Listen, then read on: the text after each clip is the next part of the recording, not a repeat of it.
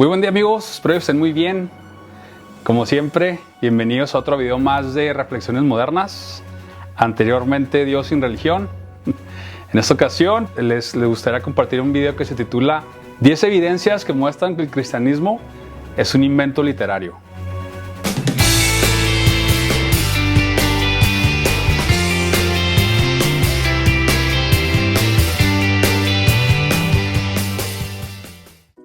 Y Cascalanosa, escuchas el título y lo primero que piensas tal vez es que soy un ateo, o a lo mejor que soy una persona que está lejos de Dios, una persona que se ha alejado de Dios o que no conoce de Dios, que no conoce el Espíritu Santo, que no ha tenido un encuentro con Cristo. Puedes pensar que lo menos que estoy es cerca de Dios, ¿no?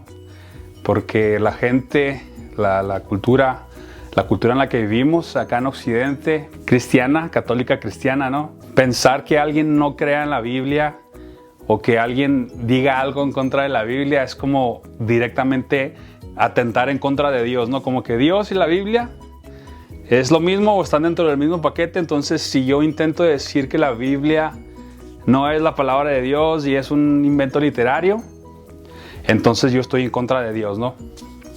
Sin embargo, es todo lo contrario.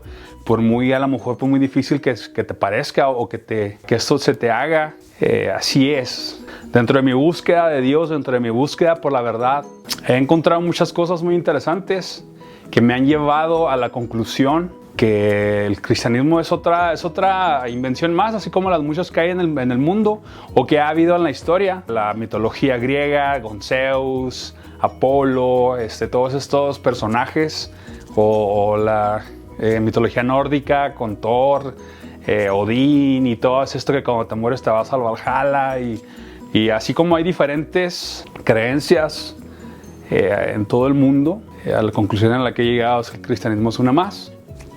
Y si te pones a estudiar un poquito la historia, puedes claramente encontrar cómo fue que esa creencia llegó hasta nosotros y hasta el día de hoy es lo que forja nuestra cultura. Como he dicho en otros videos, esta búsqueda de la verdad acerca del cristianismo o la verdad en general, pues inició por una desilusión muy grande de la iglesia, del cristianismo, de estar involucrado en todas esas cosas. Pues inicié leyendo libros, tratando de buscar información en internet, etc. Y más que nada una insatisfacción de que muchas preguntas no se respondían, digamos, satisfactoriamente. Cosas que el cristianismo te ofrece y luego así como que las piensas, así como que esto está así medio, ¿no? Como que no, como no sé, como pensar que Dios Todopoderoso, que diseñó las galaxias, que diseñó el ADN del ser humano, todas las especies que hay en el planeta, el cuerpo humano con todas sus ramificaciones nerviosas y etcétera, así cosas tan complejas, haya diseñado una realidad en donde yo soy pecador, en donde yo estoy condenado al infierno nada más por existir. O sea, yo nací ya condenado, o sea, con una naturaleza que me hace ser pecador, que yo no escogí, que yo no pedí. O sea, yo no pedí ser pecador, yo no decidí tener esta naturaleza. Y ahora voy al infierno. Pero Dios envió la solución, que es Jesús. Y supuestamente Jesús dice que Él te libra del pecado, sin embargo sigo siendo pecador. O sea, aún después de haberlo aceptado y recibido el Espíritu Santo, pues sigo pecando. O sea, ¿cómo está eso? No dice que te libró del pecado, de las garras y de las cadenas, pero yo sigo siendo pecador, sigo siendo la misma persona que batalla con las mismas cosas, que tiene la misma naturaleza, en fin. Y resulta que si no sigo las cosas como Dios dice o como la Biblia dice, pues voy al infierno. O sea, aunque no quiera, tengo que ir a la iglesia, aunque no me guste estar ahí, ser parte de ese sistema, tengo que ir. Entonces tengo que buscar así en todas las que hay una que está más o menos así, no tan gacha, para más o menos ahí poder, no sé, hacer vida, involucrarte, seguir las leyes de Dios y ser fiel al cristianismo, ¿no? Pero ¿cómo es que un Dios tan poderoso, tan inteligente, tan supremo, no puede haber diseñado las cosas de una forma diferente, en donde soy un pecador y voy al infierno nada más por existir? Entonces, ahora tengo que vivir agradecido, porque ese Dios todopoderoso me proveyó a Jesús, ¿no? Y se supone que Jesús pagó mi deuda, ¿no? O sea, tengo que estar agradecido. Gracias, muchas gracias. Porque Jesús pagó mi deuda. ¿Y a quién se la pagó? Pues a Él mismo. O sea, Dios se pagó la mi deuda a sí mismo. O sea, yo le debía a él y él mismo se pagó a sí mismo muriendo en la cruz. O sea, para que yo sea salvo, ¿no? O sea, ¿en qué cabeza cabe creer esto? ¿Y qué pasa con los demás con el otro hemisferio donde allá no se escucha a Jesús, donde es otra cultura distinta? La gente que no tiene acceso a esta información, ¿qué hay de ellos? ¿Qué cabeza cabe que un Dios todopoderoso, sabio, crearía una realidad así? Y luego, pero me ama, ¿no? Él me ama. O sea, voy al infierno nomás por existir, pero Él me ama. Entonces ahora, si no sigo a Jesús, igual me voy al infierno. Es como que llega un rato y te dice, o me das la cartera o te mato. Pues, pero tú puedes escoger. O sea, Él te da la opción de que tú escojas. O el infierno, o Jesús. O sea, es como allá como en Corea del Norte, ¿no? Que se hacen elecciones, pero nomás hay un partido. Entonces, ¿por quién van a votar? Pues nomás por ese partido, ¿no? Porque no hay otro. ¿Cómo es posible que un Dios todopoderoso cree una realidad así? Es como que digas que los creadores del PlayStation 5, que acaba de salir y que se agotó rápidamente, y o sea, que trae unas gráficas así bien padres y otro nivel de videojuego, ¿no? Que los creadores de ese videojuego decidieran utilizar el juego de serpientes y escaleras para decidir el futuro del ser humano o la realidad eterna del ser humano. Entonces, comparas a Dios con la grandeza que miras en todos lados y luego miras ese sistema cristiano y dices, pues ¿cómo? Pero si te haces esas preguntas, estás dudando, o sea, te está faltando fe, te estás dejando influenciar por filosofías, porque la Biblia dice que el evangelio es locura. Entonces, si tú tienes dudas y si no te parece coherente, no lo puedes preguntar, no puedes dudar, porque quiere decir que estás mal. Entonces, o lo crees así ciegamente, sin pensar, sin analizar, o estás perdido. O sea, ¿en qué cabeza cabe que esto sea de Dios? Bueno, en fin, debido a todas estas dudas, empecé a buscar y te quiero compartir ahorita 10 cosas, nada más 10, porque hay un chorro más. O sea, es increíble, pero hay muchas más. En este video te quiero compartir 10 rápidamente. Si más adelante a lo mejor alguien tiene duda y quiere que profundice en las cosas, lo voy a hacer un poquito más. Pero en este video te voy a hablar rápidamente de 10 cosas que muestran que el cristianismo es un invento literario. Número 1. Los 10 mandamientos ya existían en la religión egipcia antes de Moisés. Que antes de que Moisés existiera y que Dios en el monte Sinaí le revelara a Moisés la ley y le dijera cómo está todo el rollo, esa información, vamos a decir, esos mandamientos ya existían en la religión egipcia. De hecho, la religión judía es muy parecida a la egipcia, es casi como una copia, nada más cambian algunos detalles, pero es muy similar. En la cultura egipcia, bueno, de aquel tiempo, había algo que se llamaba el libro de los muertos. Esto es un libro en donde, según la cultura egipcia, cuando una persona moría, su alma tenía que pasar por ciertas pruebas, por ciertos desafíos, antes de decidir si iba a ir al paraíso o si iba a ir al castigo, al Hades o al infierno, por llamarlo así. Entonces, una de estas pruebas eran unas negaciones. Presentaban frente de unos jueces y luego él expresaba cómo había vivido. No mentí, no robé, no maté. Y dentro de esas negaciones, pues ahí están los 10 mandamientos. Número 2. Es muy posible que Moisés no existiera, según las nuevas investigaciones arqueológicas y literarias. Los nuevos historiadores, vamos a decir, las nuevas investigaciones que han surgido de la arqueología, de las investigaciones literarias, de la literatura comparando la Biblia con los cuentos antiguos egipcios, han llegado a la conclusión de que probablemente Moisés no existió. Es un personaje creado literariamente. ¿Qué me dices, doctor? Esto es fantástico, ¿no?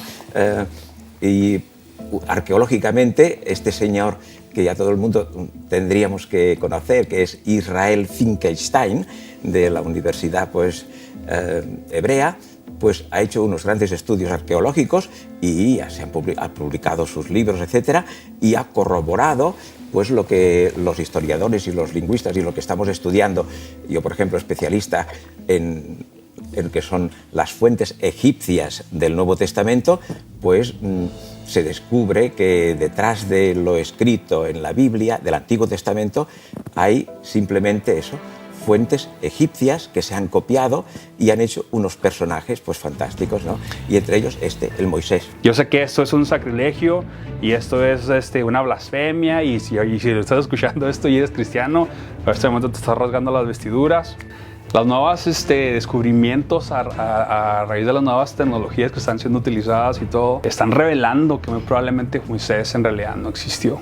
Vamos a decir que Moisés sí existió, ¿ok? Moisés fue el único, digamos, de los hebreos que tuvo contacto directamente con la cultura egipcia, que fue educado en la religión egipcia, que creció en la religión egipcia, que recibió los mejores tratos, según como dice la Biblia, que creció en la casa de Faraón y fue tratado como un príncipe. El pueblo de Israel, al contrario, era un pueblo esclavo, o sea, no tenía acceso a la educación, no tenía acceso a la cultura, solamente era trabajar y dormir, y ese era su estilo de vida. Entonces, cuando Dios lo libera, él era el único, digamos, que sabía escribir, el único que conocía la cultura o la religión egipcia, y resalta que Dios solamente le habla a él. Y resulta que lo que Dios le habla a él es completamente una copia de lo que había en Egipto.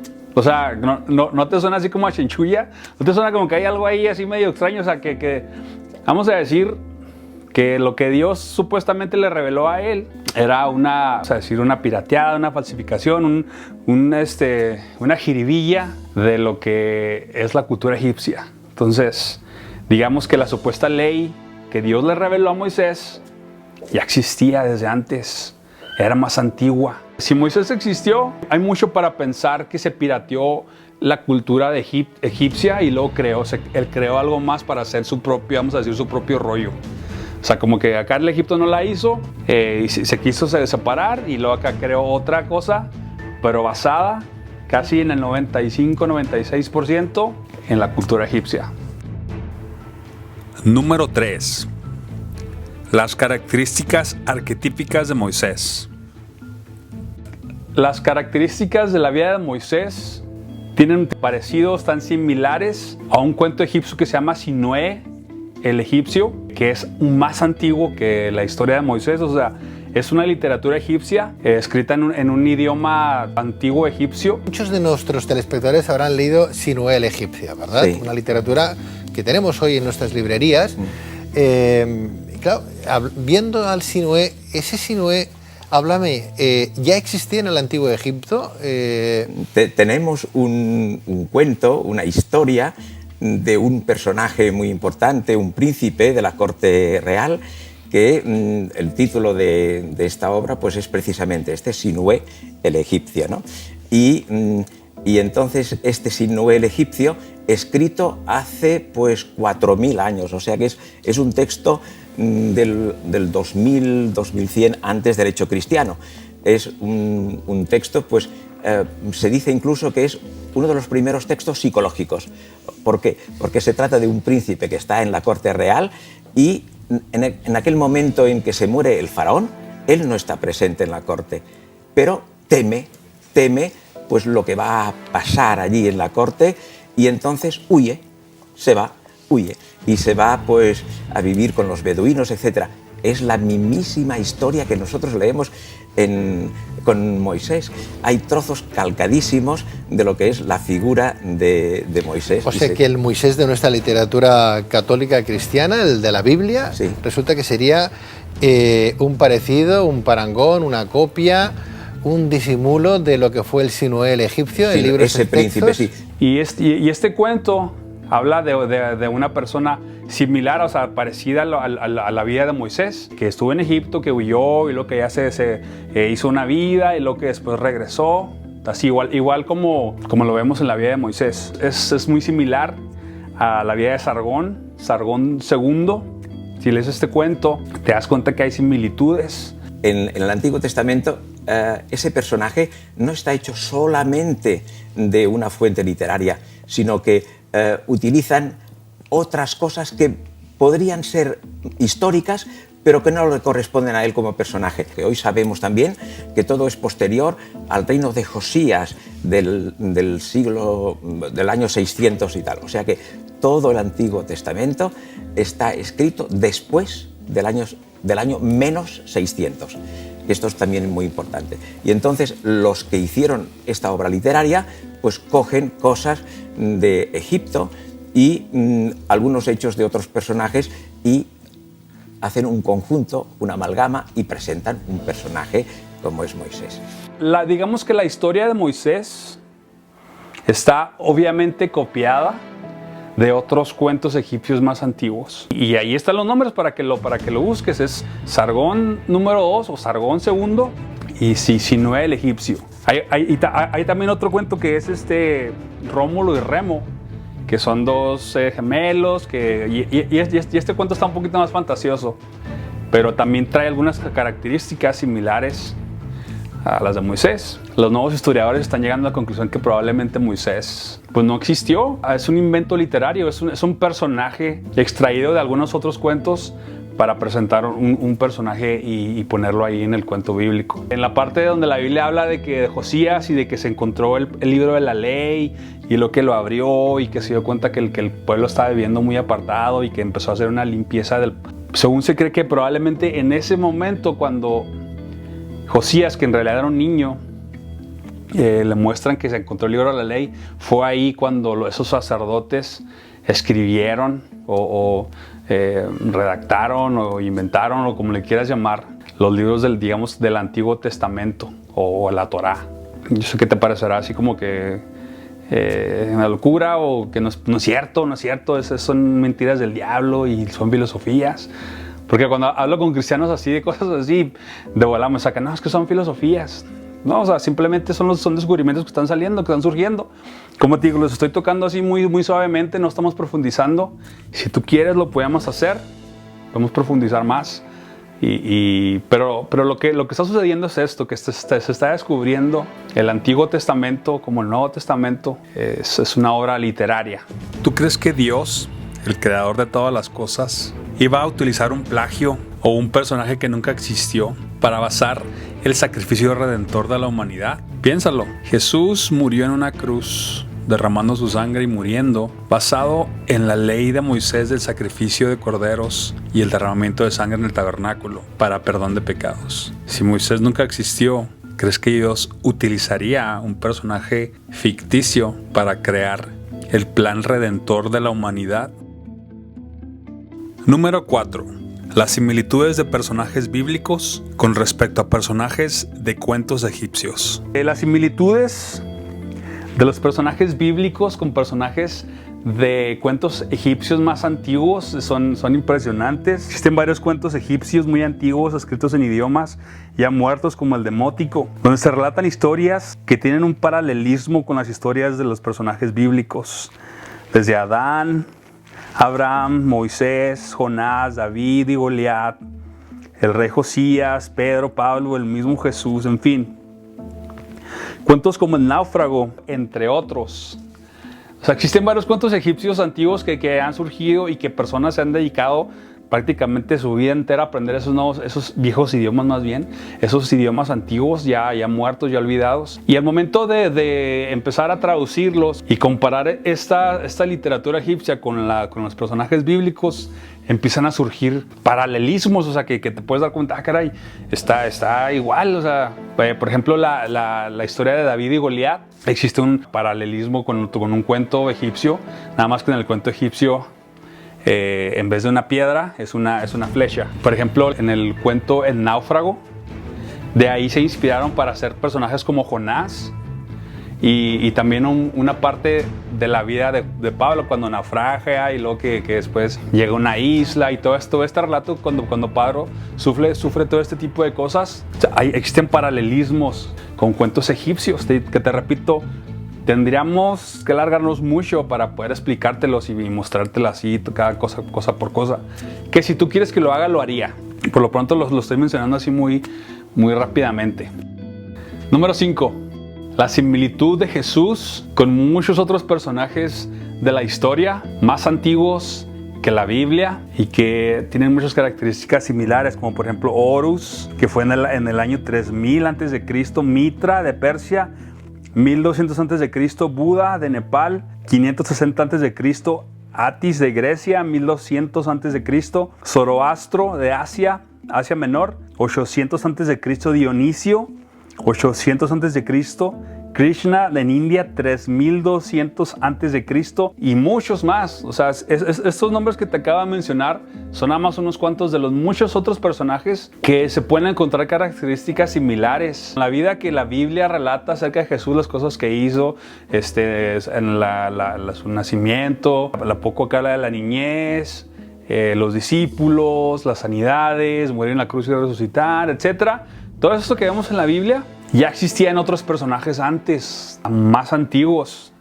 Es como que quien creó el personaje de Jesús se inspiró y tomó aspectos de otros personajes para formar el personaje de Jesús. Es como, vamos a decir, como Marvel y como DC. Y vamos a decir que DC quiere hacer un personaje nuevo, un superhéroe nuevo, y se inspira a lo mejor en las características de otro personaje de Marvel. A lo mejor agarra que puede sanar rápidamente como Wolverine, y luego agarra a lo mejor un poquito la historia como Spider-Man, que a raíz de que le picó un insecto, y luego otra característica de otro personaje como, no sé, como Hulk, un científico, y luego a lo mejor la nobleza del Capitán América, que era rico y famoso como el Iron Man, y como con todas estas diferentes características, y lo crean un nuevo. Pues discúlpame, pero según las investigaciones y según lo que se nota de la literatura comparada, de lo que se ha investigado, eso es lo que surge, que el personaje de Jesús es un personaje inventado.